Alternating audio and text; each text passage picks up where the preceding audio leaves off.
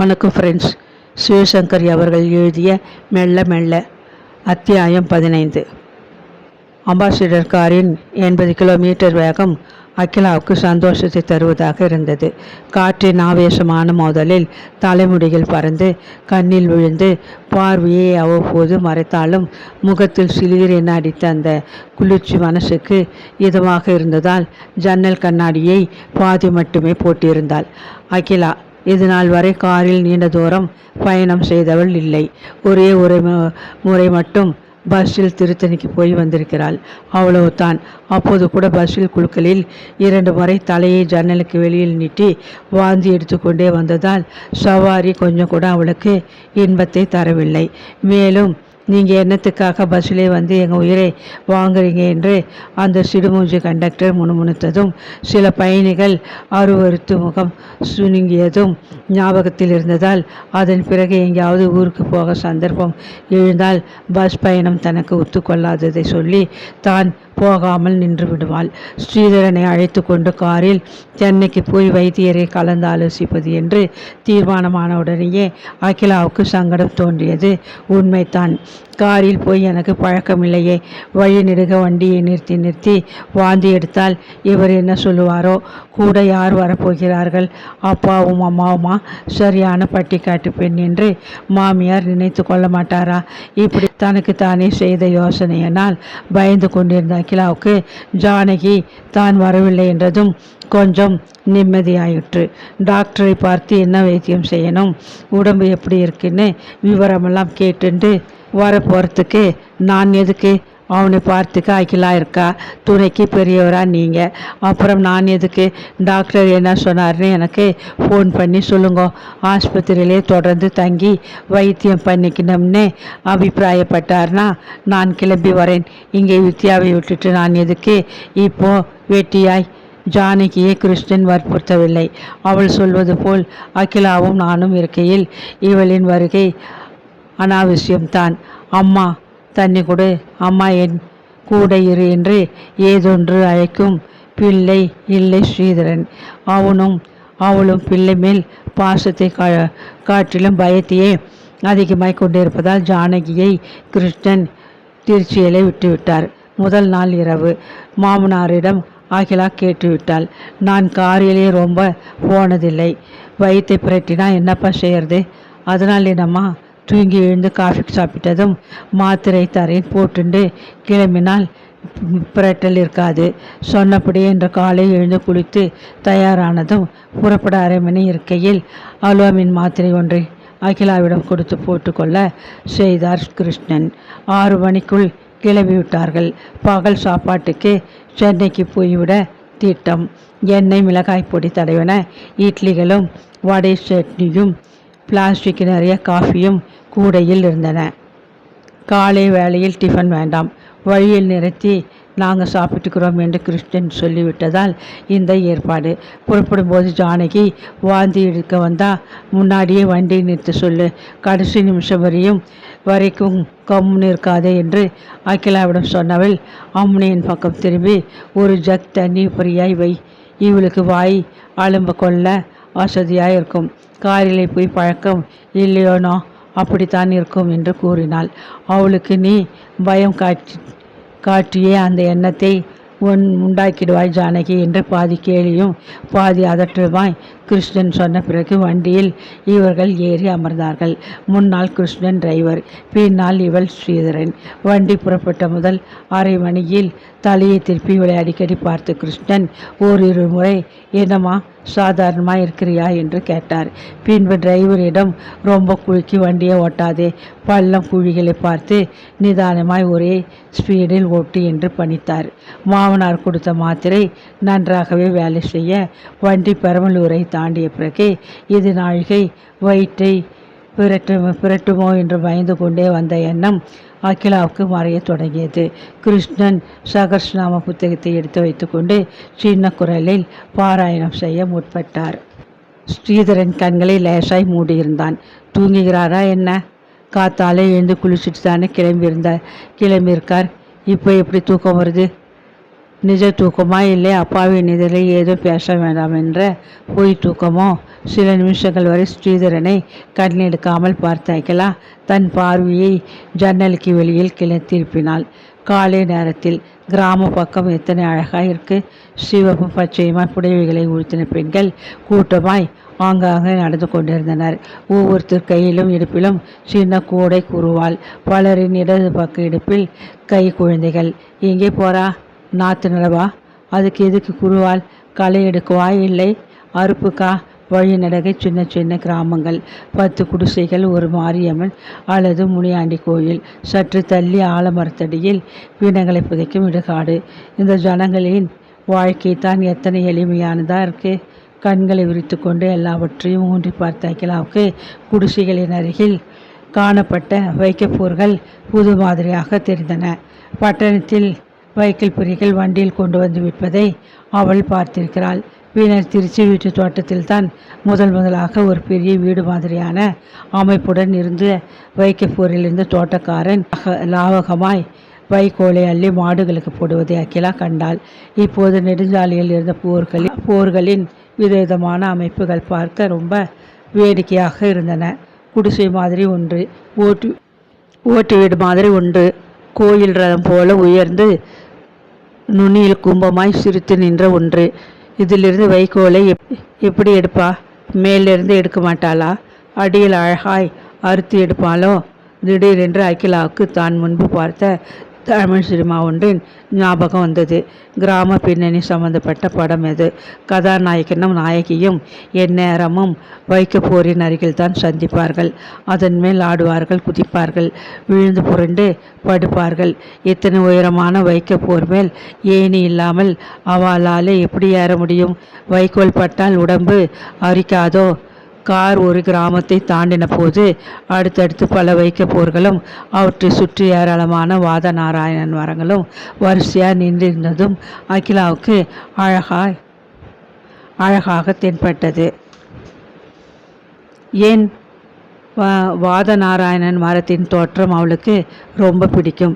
திருச்சி வீட்டில் வாத நாராயண மரங்கள் தோட்டத்தின் மூலையில் ஏரிக்குழிக்கு அருகாமையில் உண்டு. முதல் சில நாட்கள் அகிலாவுக்கு இந்த மரங்களின் பேர் விவரம் தெரியவில்லை. தோட்டத்தை கால்வலிக்க சுற்றி வரும் நேரங்களில் கட்டையாய் தண்டும் அதிலிருந்து குச்சி குச்சியாய் பிரியும் கிளைகளும் இளம் பச்சை இலைகளும் ஒரு நாள் ஒரு மயில் தோகை விரித்தாற் போன்ற பிரமை ஏற்படுத்துவதால் அந்த மரங்களின் நூதனமான அமைப்பு வியப்பை தர தோட்டக்காரனிடம் அதை பற்றி கேட்டாள். இது வாத நாராயணன் மரங்க, இலையை பறித்து கஷாயம் வச்சு சாப்பிட்டா எப்பேற்பட்ட வாதமும் மறைஞ்சிடும். தவிரவும் இது நல்ல உரத்துக்கு ஆவர மரங்க. வருஷத்துக்கு ஒரு முறை கிளைகளை கழித்து நிலத்துக்கு தழையை சத்தா போட்டால் ரொம்ப நல்லதுங்க. ஓ, அதான் மரத்தின் அடித்தண்டு மொட்டையாய் உருண்டையாய் நுனியில் நின்று அதிலிருந்து சின்ன சின்ன கிளைகள் தோகை மாதிரி கிளம்புகின்றனவா? வருஷம் வெட்டி விடுவதால் இந்த அமைப்பா? இன்னும் அகிலா, வண்டியை நிறுத்த சொல்லட்டுமா? மரத்தடியில் டிஃபன் சாப்பிடலாம். அதோ அங்கே பம்ப் செட்டு தண்ணி இருக்கு, கை எலும்ப சௌகரியமாக இருக்கும். என்ன ஸ்ரீதரா? அகிலாவும் இழுத்து கொண்ட ஸ்ரீதரனும் சரி என்று தலையாட்ட டிரைவரிடம் வண்டியை நிறுத்த சொன்னார் கிருஷ்ணன். வாழை இலைகளில் 2 இட்லி வடை சட்னியை வைத்து மாமனாரிடம் கணவனிடம் டிரைவரிடம் கொடுத்தால் அகிலா. நீயும் எடுத்துக்கோ. அப்பாவுக்கு கேட்காமல் மெல்லிய குரலில் பேசினான் ஸ்ரீதரன். நீங்கள் எல்லோரும் சாப்பிடுங்க, உங்களுக்கு கொடுத்துட்டு நான் எடுத்துக்கிறேன்.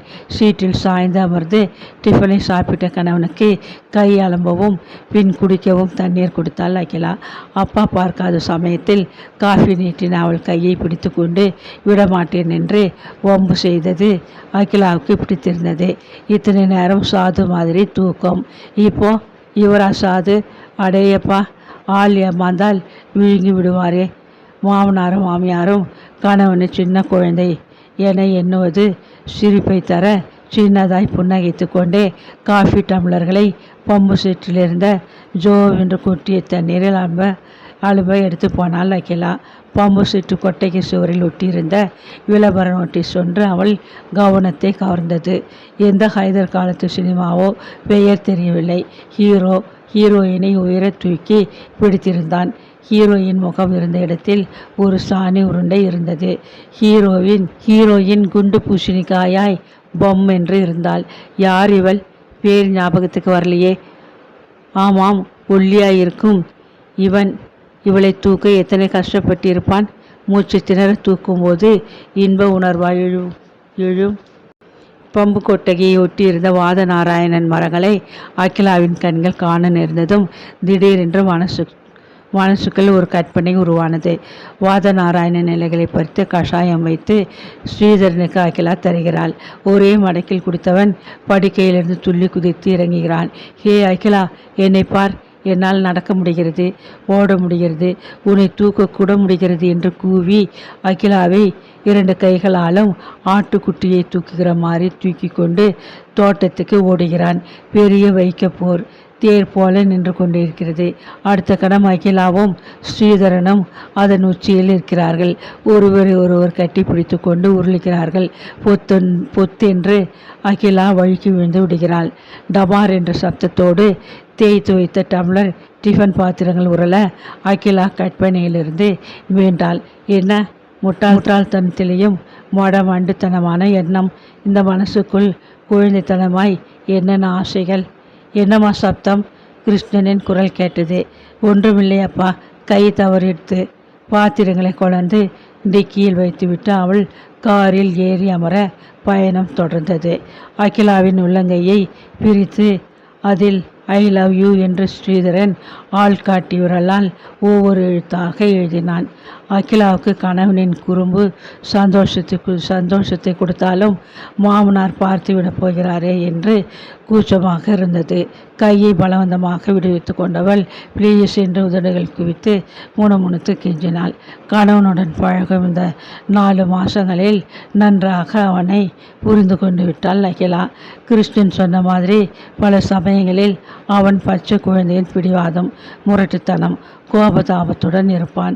சில சமயங்களில் இந்த உலகத்தும் எனக்கும் என்ன சம்பந்தம், நான் ஏன் வாழ்கிறேன் என்ற சூன்யத்தில் ஆழ்ந்து உணர்ச்சிகளே அற்று போவான்.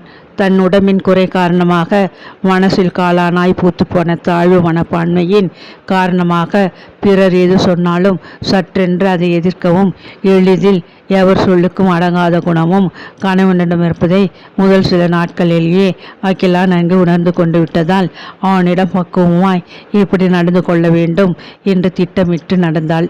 வலிய தானாக ஒரு யோசனையும் சொல்ல மாட்டாள். அவன் போக்குக்கே போய் அவன் செய்வதை சரி என்று ஆமோதித்து பின் அவனையே இது நடக்குமா என்று யோசனை பண்ண வைத்தாள். காரணமில்லாமல் திடீரென்று கத்துவான், திட்டுவான், கையில் அகப்பட்டதை தட்டி விடுவான். என் முகத்துக்கு எதிரில் யாரும் நிற்க வேண்டாம், ஒழிது போங்கள் என்று பிசாசாய் அலறுவான்.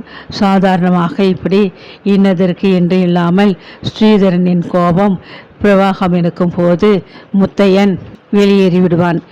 கிருஷ்ணனோ ஜானகியோ அவன் ஆவேசம் அடங்கும் வரை அவன் முன் எட்டி கூட பார்க்க மாட்டார்கள். ஆனால் அகிலாவின் நடத்தை இதற்கு மாறாக இருந்தது. ஸ்ரீதரனின் கத்தலை கேட்டு கொள்வாள்.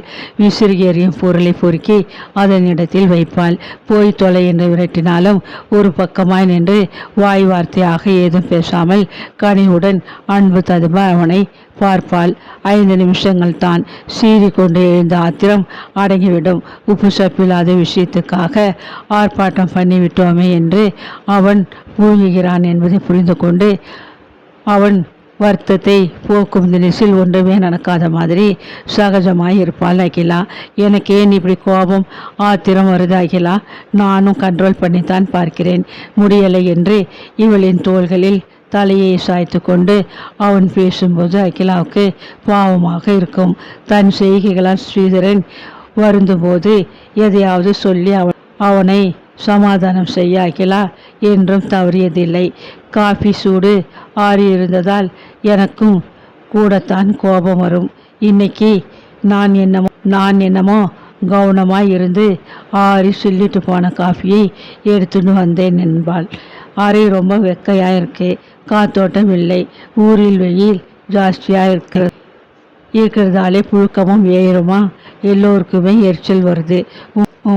இல்லை உங்களுக்கு மட்டுமா இல்லை என்பாள்.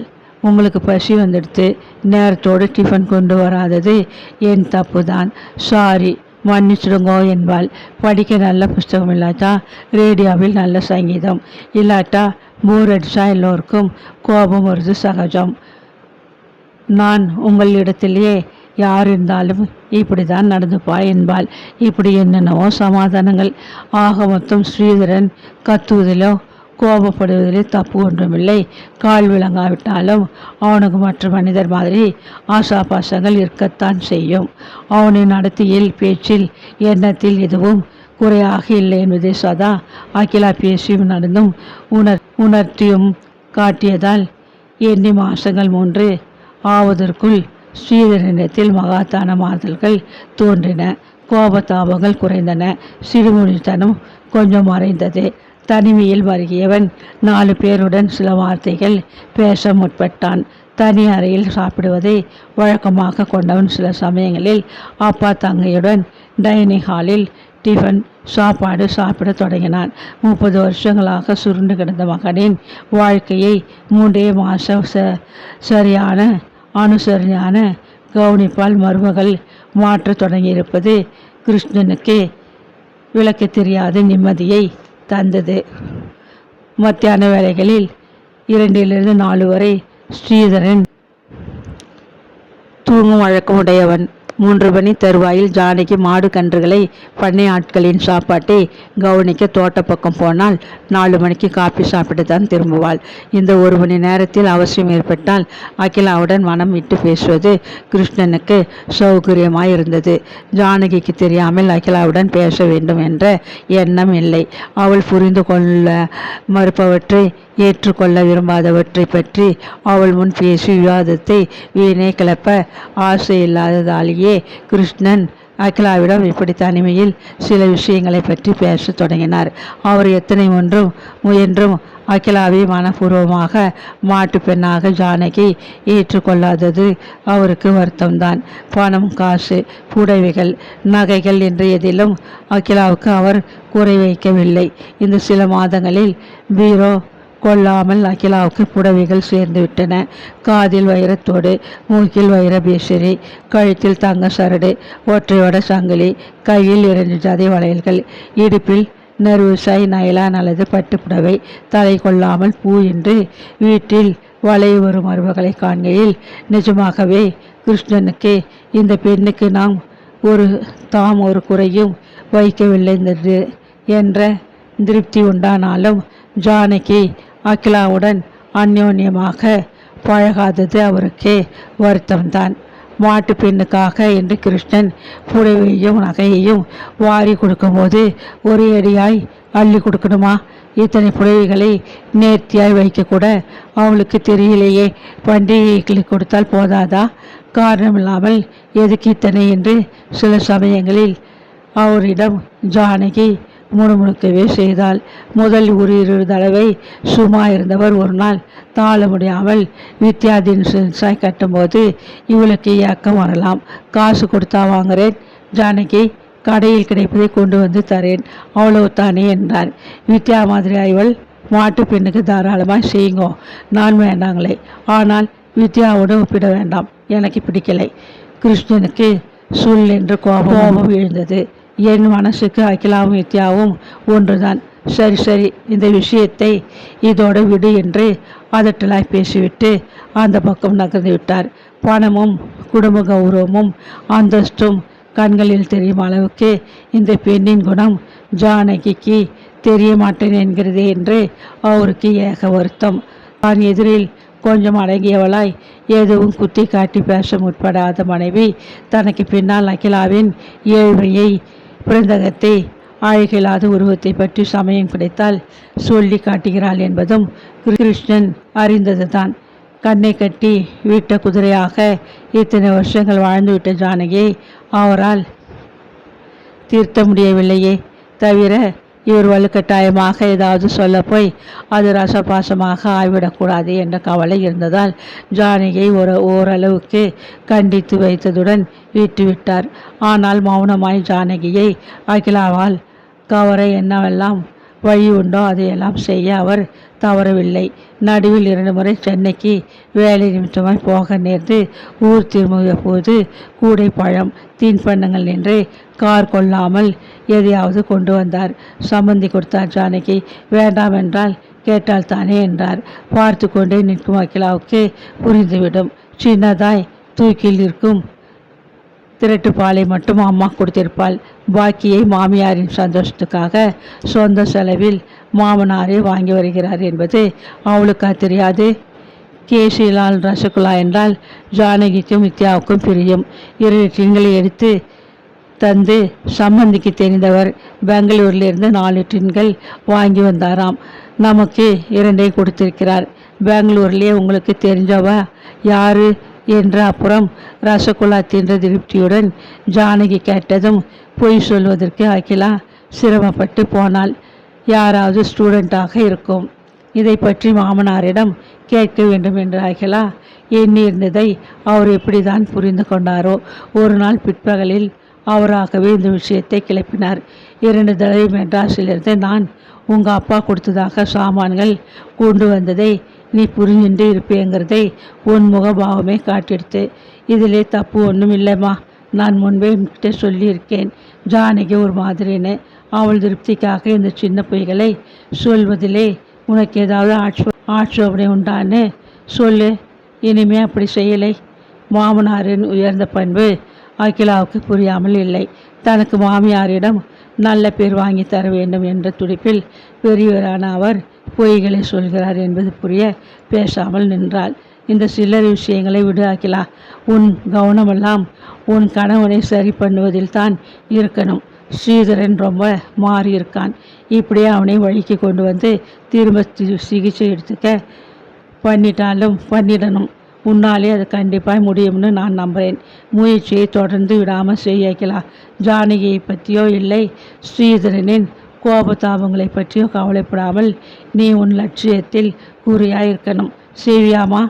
அப்புறம் உனக்கு ஏதாவது இந்த ஆற்றிலே குறை இருந்தால் என்கிட்ட தைரியமாக சொல்லு. நீ மனசு சந்தோஷமாக நிம்மதியோடு இருக்கிறது எனக்கு முக்கியம். செய்வியாமா? நிமிர்ந்து அவரை பார்த்தால் அகிலா. இவர் என்மேல் இத்தனை நம்பிக்கை வச்சிருக்கிறாரே, நான் அதை பொய்யாக்காமல் இருக்கணுமே. வைத்தியம் டாக்டர் என்ற பேச்செடுத்தாலே தன் பிள்ளை பயப்படுறது இவருக்கு தெரியுமோ? தன் குறையை சுட்டி காட்டி பேசுகிறேனும் சுருங்கி போயிடுறார் என்பதை இவரிடம் சொன்னால் மனசு நொந்து போக மாட்டாரா? அன்று இரவு வெகு நேரத்துக்கு தூங்காமல் அகிலா யோசித்து கொண்டிருந்தாள். அது எப்படியானாலும் ஸ்ரீதரன் கத்தினாலும் திட்டினாலும் எந்த விதத்திலாவது டாக்டரை பார்க்க சம்மதிக்க வைக்க வேண்டும் என்ற வைராக்கியத்தை எடுத்தாள். தீவிரமாக முனைந்து அதில் ஒரு மாசத்தில் வெற்றியும் கண்டாள். டாக்டரை பார்க்கறதுலே என்ன தப்பு? வைத்தியம் தொடங்க வேண்டாம், சும்மா பார்த்துவிட்டு வரலாம். ப்ளீஸ், உங்கள் காலில் பெரிய கோளாறு எதுவும் இல்லைன்னு என் மனசு சொல்கிறது. உங்களாலே நடக்க முடிஞ்சால் எத்தனை ஜோராக இருக்கும். யோசிக்காமல் பாருங்களேன். உங்களோடு சேர்ந்து ஜம்முன்னு பீச்சில் பார்க்கில் நடக்க முடியுமானால் அதை விட எனக்கு சந்தோஷம் தரக்கூடியது வேறு ஒன்றும் இல்லை. ப்ளீஸ், டாக்டரை பார்க்க போகலாமே, பார்த்து பேசலாம். ஏதாவது காரணத்தால் உங்களுக்கு நான் வைத்தியம் எடுத்துக்க பிடிக்கலைன்னா, டாக்டர் சொல்கிறதில் நம்பிக்கை இல்லைன்னா உடனடியாக திரும்பிடுவோம். அப்புறம் நான் உங்களை மறுபடி கட்டாயப்படுத்த மாட்டேன். ப்ராமிஸ். எனக்காக ப்ளீஸ், எனக்காக ஒரே ஒரு தரம் ப்ளீஸ். முதலில் மூர்க்கமாய் மறுத்த ஸ்ரீதரன் நாளடைவில் அகிலாவின் கெஞ்சலுக்கு அடிபணிந்து சென்னைக்கு சென்று ஸ்பெஷலிஸ்டை பார்க்க ஒப்புக்கொண்டான். ரயிலில் சௌகரியமாய் முதல் வகுப்பில் பிரயாணம் செய்து சென்னையை அடையலாம் என்று கிருஷ்ணன் சொன்னாரே இல்லையோ, ஸ்ரீதரன் மறுபடியும் வேதாளமாக மாறி முருக மரம் ஏறிவிட்டான். எனக்கு ட்ராவல் பண்ணணும் போல இல்லை. மெட்ராஸ் ட்ரிப்பு இப்போ வேண்டாம். ஸ்ரீதரன் ஏன் மறுக்கிறான் என்று அகிலாவால் யூகிக்க முடிந்தது. ரயிலடியில் பயணத்தில் நூற்றுக்கணக்கான மனிதர்களை பார்க்க நேரிடும். எல்லாரும் இவர் காலை இவரை பரிதாபத்துடன் பார்ப்பார்கள். எதற்கு வீணாய் அவதிப்பட வேண்டும் என்று தயங்குகிறார் என்று அகிலா நினைத்தது ரொம்ப சரி. மாமனாரிடம் தன் சந்தேகத்தை சொன்னால் கிருஷ்ணன் புரிஞ்சு கொண்டார். அம்பாசிடர் காரில் சென்னைக்கு போய் செயின்ட் மேரி சாலையில் இருந்த தனியார் மருத்துவமனையில் அட்மிட் ஆனபடி எல்லா டெஸ்ட்டுகளையும் செய்து டாக்டர்களையும் தெரிவித்து பார்க்க சொல்லலாம் என்று அவர் தீர்மானித்ததை ஒரு வழியா ஸ்ரீதரன் ஏற்றுக்கொண்டான். சென்னையை நெருங்க நெருங்க பெற்றோர், தம்பி, தங்கியை பார்க்க போகிறோம் என்ற நினைப்போடு டாக்டர் எளிதான சிகிச்சையை செய்ய வேண்டுமே, நல்ல புத்தியுடன் அதை இவர் ஏற்க வேண்டுமே, எல்லாம் நல்லபடி நடக்க வேண்டுமே என்ற ஆதங்கமும் சேர்ந்து கொண்டதால் நிம்மதியாய் காரில் சாய்ந்து உட்கார முடியாதபடி அகிலாவினுள் பரபரப்பு தோன்றி அவளை அலைக்கழித்தது.